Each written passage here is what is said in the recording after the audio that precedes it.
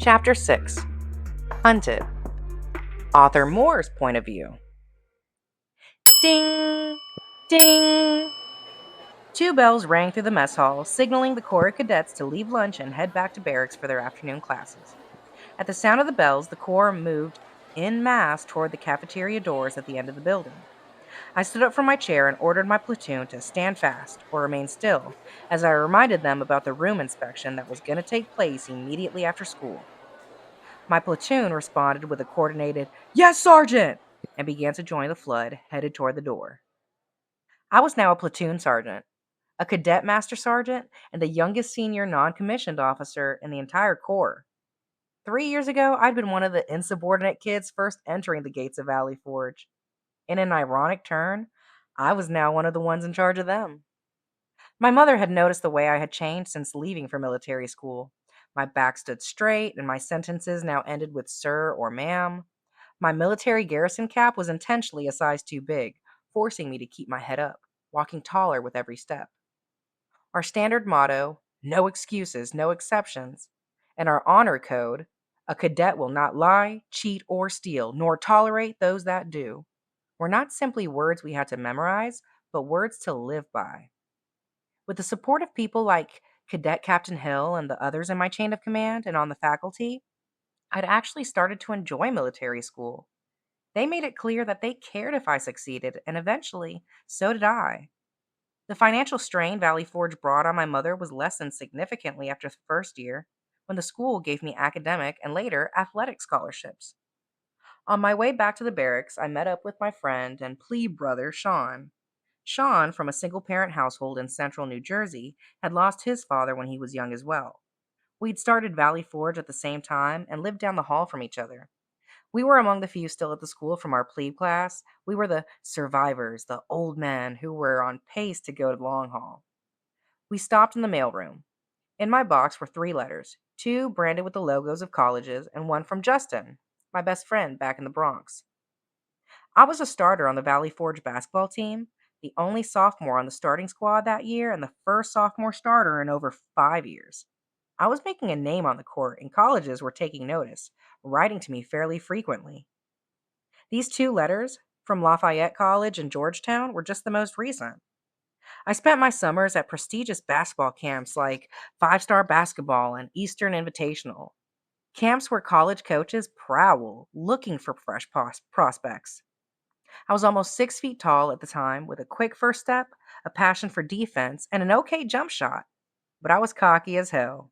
I would sit in my room and practice the grip and grin that would take place the day the NBA commissioner announced my name as the Knicks' first round pick in the NBA draft. I would pantomime putting the hat on my head and work on just the right bland lines for the press. Oh, our team works hard in practice and it pays off in the games. When the game was on the line, my team put its confidence in me, and I'm just thankful things worked out. I believe we can beat any team on any given day as long as we play our game. One day, a few months earlier, my Uncle Howard took me out to the shoot hoops at a park in the Bronx. I was telling him about receiving the recruiting letters from colleges, talking about how I knew I could make it to the pros. My uncle was still much stronger than I was and would use his size to post me up down low and then execute a quick turnaround hook shot or layup, reminding me that I wasn't quite in the NBA yet. After he finished beating me, we sat next to each other on the side of the court, and he started to spin the ball on his finger. You know, your game is getting pretty good, and I hope you do make it to the league. Then we would all be living nice, he said with a smile on his face. But it is important that you understand that the chances are not in your favor, and you have to have some backup plans. I took the ball out of his hands, wanting to practice my mid-range jump shot instead of listening to a lecture about my future prospects.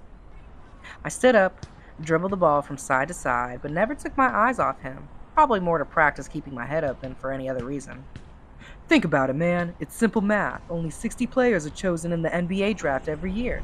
There are 341 Division I schools, each with 13 players on the roster. This makes 4,433 college players who could declare eligibility for the NBA draft. These numbers don't even include Division II or III players, or international players for that matter. My uncle had obviously been practicing this speech. The dose of reality hidden in the impressive math exhibition was beginning to bother me, so I cut him off and asked him if he wanted to get another game going. A small smile appeared on his face again, and he pulled himself up using the metal fence that surrounded the court as support. I thought about him now, as I stared at the college seal on the top left corner of the envelope I held. Next, I slipped my finger into the opening of the letter from Justin. Justin and I exchanged dozens of letters after I left the Bronx for Pennsylvania. I was one of the few outlets Justin had, and my leaving wasn't easy on either of us. We'd always been best friends, despite the urging of one of the deans at Riverdale, who'd once pulled Justin to the side and given him a stern warning. Justin, you are a good kid. You need to stay away from Wes, or you're going to end up going nowhere just like he will. Justin simply shook his head and ignored him. It amazed Justin how easily they would write off a 12-year-old. The letter opened with a normal, trivial catching up jokes, but it soon became more serious. Two pieces of news took the wind out of me. First, Shay had been arrested on drug charges. These weren't simply running or possession charges either. Possession with the intent to distribute was a charge of completely different magnitude, with serious mandatory sentences. Justin hadn't seen Shay around the neighborhood in a while, and from the sound of it was not sure when he would again. The even more devastating piece of news was that Justin's mother was dying. We had noticed changes in his mother for a few years. She moved more slowly than usual and seemed just a beat off. Justin's mother had Hodgkin's disease, a rare form of cancer.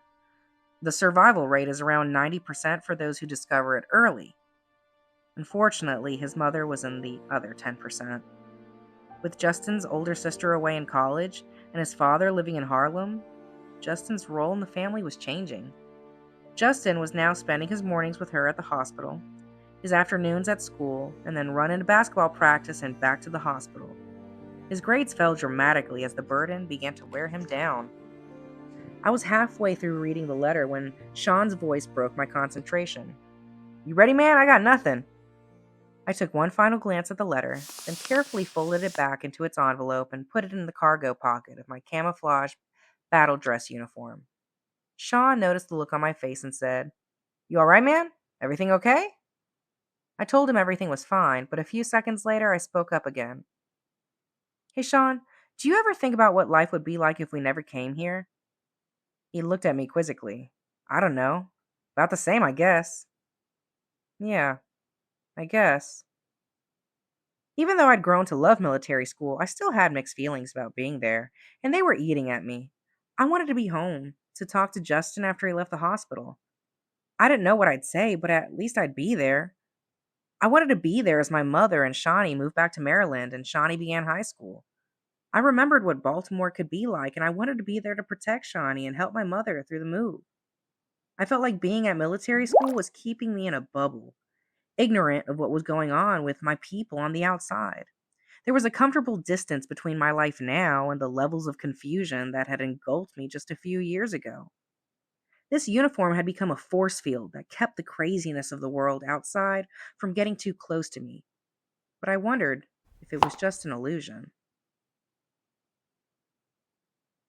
H Company was broken up into two platoons. I was the platoon sergeant for one of them, and a cadet named Dalio was the platoon sergeant for the other. In the Army, there's an old expression that the officers make the orders and the sergeants do all the work. This year, as a cadet platoon sergeant, I was learning how true that was. From the moment I woke up to the moment I went to bed, my day was consumed with thinking about my platoon, taking care of them, making sure they were doing well in class, making sure things were fine at home, making sure the building was clean, and on and on. An exhausting litany. Saturday evening, Dalio and I put our guys down to sleep, but still had a few hours of leave before we had to be back on campus. "Want to grab a stromboli?" Dalio asked. The stromboli is a staple in Pennsylvania cuisine, essentially consisting of a pizza folded on itself, a bread, dairy, and meat concoction held together with copious amounts of grease. Classic adolescent comfort food. I was in. We threw on our dress gray uniforms, including the gray wool pants that scraped every blade of hair off our legs, and dark blue cotton shirts. I tightened the navy tie that accompanied the uniform. The tie was wrapped in the same knot I'd used as a freshman. When you know how to get there, downtown Wayne is only 15 minutes away from campus. We strolled down the barely lit street, gossiping about the antics of our platoons. About 10 minutes into the walk, a red Toyota slowly drove up to us. Thinking the driver just needed directions or help navigating the dark, signless streets, we stopped and peered in. As the driver's window rolled halfway down, the sound of loud rock music and the smell of alcohol met us. "What are you guys?" Slightly overweight teenager with unkempt black hair and a distinctive scar across the top of his forehead asked us. "Nothing," I replied. Who was this guy? I wondered. "Don't you mean nothing, sir?" A voice rang out from the back seat, but with the tinted windows, we couldn't see its source.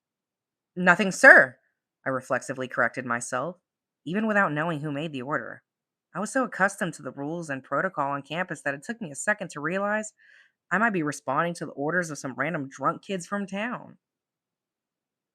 "I am Colonel Bose's son, and not only are you rude, but your uniforms are in disarray. I'm going to report you both."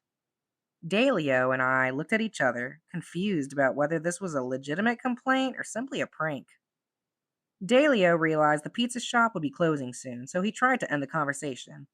"Well, you have our name, so do what you have to do," he said. The car sped away, leaving a trail of blaring music behind it.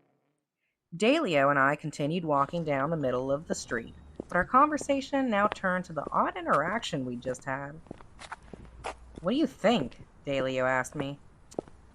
"Probably nothing, just a bunch of idiots." Suddenly, a speeding car came roaring up behind us. We turned around with just enough time to jump out of the way as the red Toyota from before came within feet of running us both over.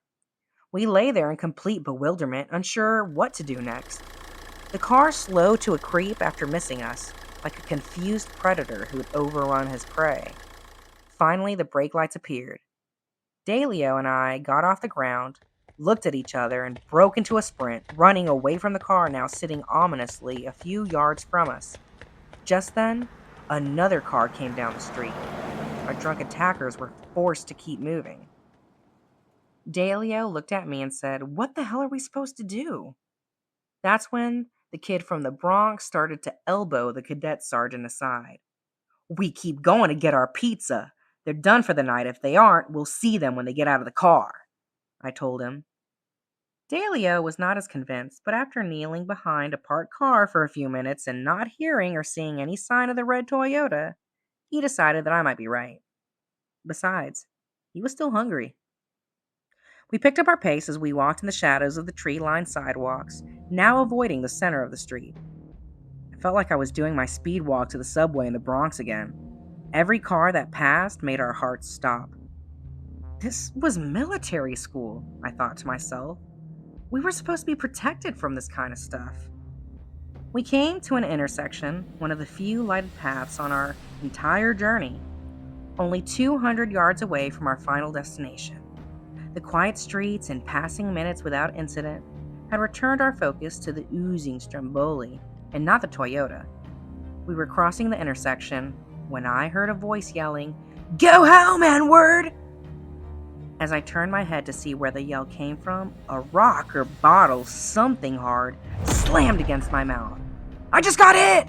I yelled to Dalio, spitting out blood and pieces of tooth into my hand. My tongue searched my top row of teeth, scratching against my now sharp and jagged front tooth, while my mouth filled with blood. We realized the car had been sitting with its headlights off, waiting for us.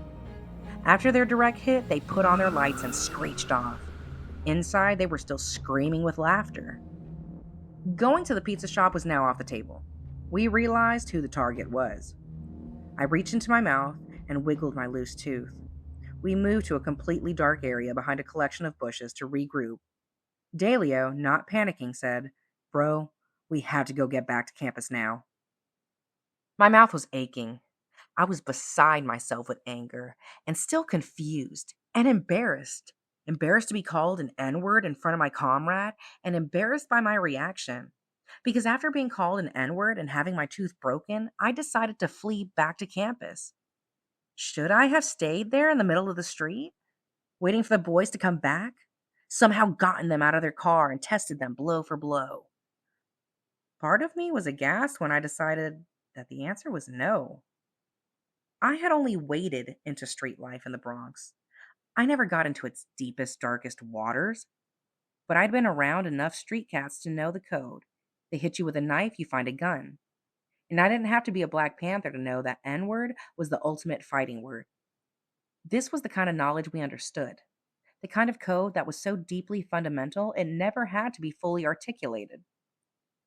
But I had to let this one go. I had to look at the bigger picture. My assailant was unknown, unnamed, and in a car. This was not a fair fight, and the best case scenario was nowhere near as probable as the worst case scenario. If I was successful, who knew how the fight could have ended? If I failed, who knew how the fight could have ended? I thought about my mother and how she would feel if this escalated any further. I thought about my father and the name he chose for me. We sat silent for a moment, waiting for any movement or lights, but as we just learned, darkness and silence did not translate to safety. I told Dalio we had to get back to campus by a different route, one where there were no lights and no streets. I told him to follow me and began to run through a series of front yards to a dark, empty field about a quarter mile from where we started. Dalio was trying to ask me where we were going, but I never slowed or turned around to explain. We did not have time. Hiding behind cars and trees along the way, we systemically moved closer to our goal. The veil of security I thought the uniform provided, and now we hustled in our black dress shoes and stained wool pants through dirty fields and grassy yards.